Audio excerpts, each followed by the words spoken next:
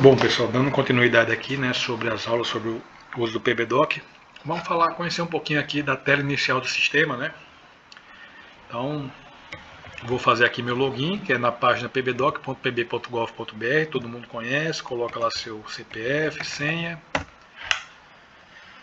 e acesso. O primeiro ponto que eu destaco aqui na tela inicial, se você vir aqui no canto direito, perto do seu nome, tem um botãozinho aqui do lado que está com o nome COFIS, e aqui você, por padrão, os auditores eles vão ter só uma lotação no PBDoc, que é a AGEA, certo?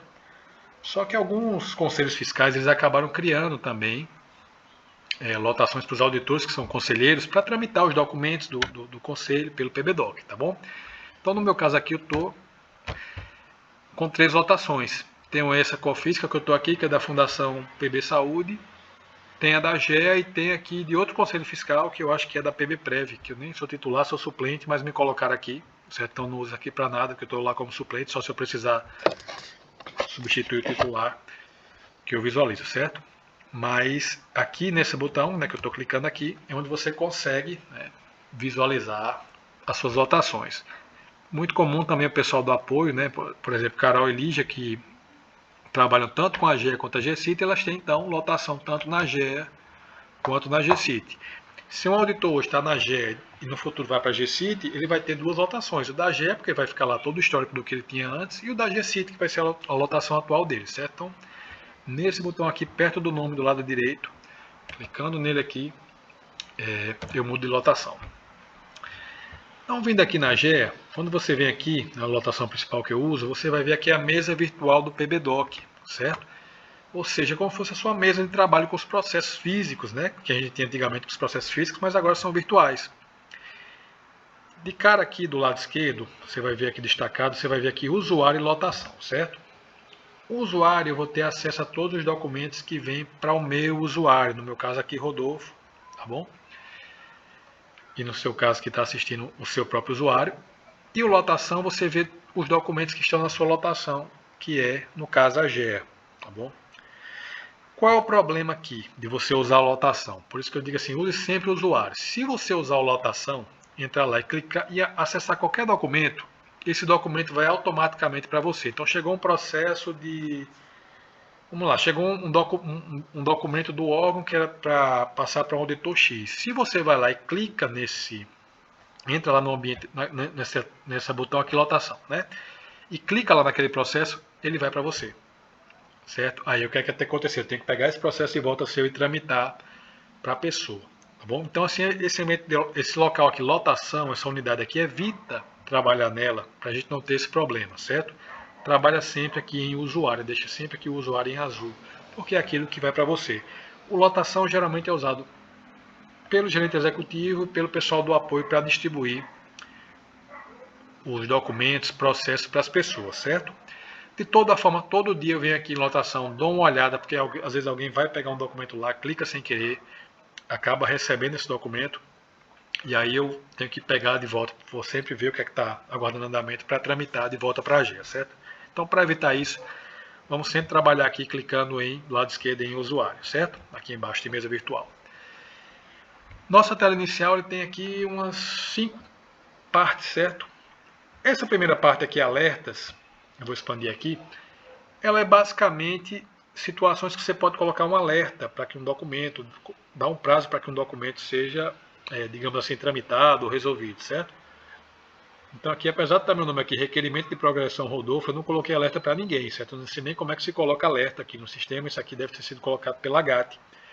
Geralmente quem coloca alerta de prazo para devolver é o gabinete, quando é um processo muito urgente, então fica aqui como alerta, né, para algo que tem que ser respondido em 5 dias, certo? Enfim, tem essas situações. Aqui embaixo a gente tem documentos pendentes de assinatura, então aqui eu estou, por exemplo, com um comunicado de férias que eu preciso assinar, certo?